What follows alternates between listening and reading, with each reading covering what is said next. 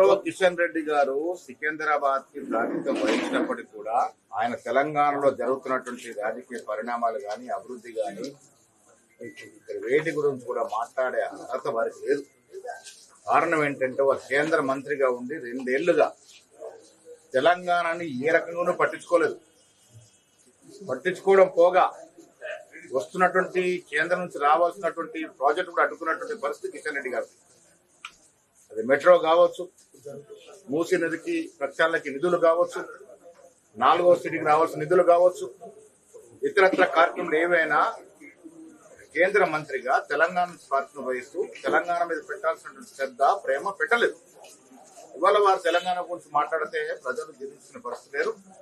తెలంగాణలో కాంగ్రెస్ ప్రభుత్వం రేవంత్ రెడ్డి గారు ముఖ్యమంత్రిగా 2 సంవత్సరాల్లో అభివృద్ధి పాటు సంక్షేమం ఇచ్చి ప్రజలతో శబాషి కొట్టించుకున్నాం. దాని కారణంగానే జూబ్లీస్ మేము గెలవడం, కిషన్ రెడ్డి గారి బీజేపీ పార్టీ డిపాజిట్ కోల్పోవడం జరిగింది.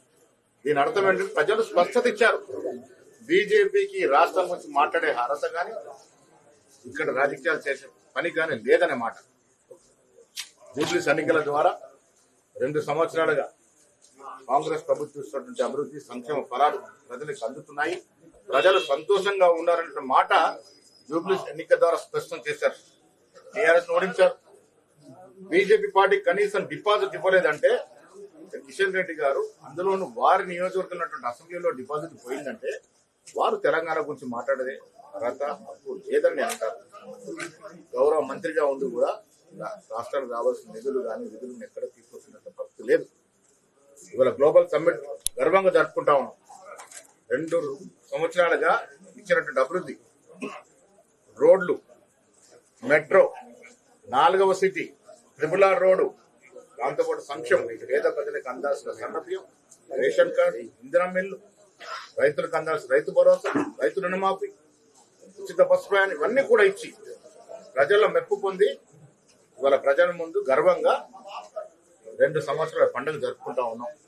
గ్లోబల్ సమ్మిట్ ద్వారా ప్రపంచ దేశాలు మన దేశంలో ఇతర రాష్ట్రాలు మన వైపు చూసుకునే విధంగా గర్వకారణం ఈవెంట్ రేపు జరగబోతాం. హామీలపై సవాల్ విసురుతున్నారంటే ఇప్పటి వరకు ఇచ్చిన హామీలు నెరవేర్చారు. అరకొర నిధులు కేసీఆర్ గారి నిర్వాహకం వల్ల 8 లక్షల కోట్ల అప్పుతో మాకు రాష్ట్రాన్ని ఇస్తే అప్పుకు వడ్డీ అసలు కడుతూ కూడా మేము ఇచ్చినటువంటి 6 గ్యారెంటీలు కానీ ఇతర హామీలు కానీ దాంట్లో 80% పైగా అంశాల్లో ఇవాళ మేము ఉత్తీర్ణ సాధించాం, ప్రజలకు ఇచ్చాం. ఇంకా 3 సంవత్సరాల సమయం ఉంది. 3 సంవత్సరాలు అన్ని ఇస్తాం, అన్ని ఇచ్చి మళ్ళీ మేము అధికారంలోకి వస్తాం.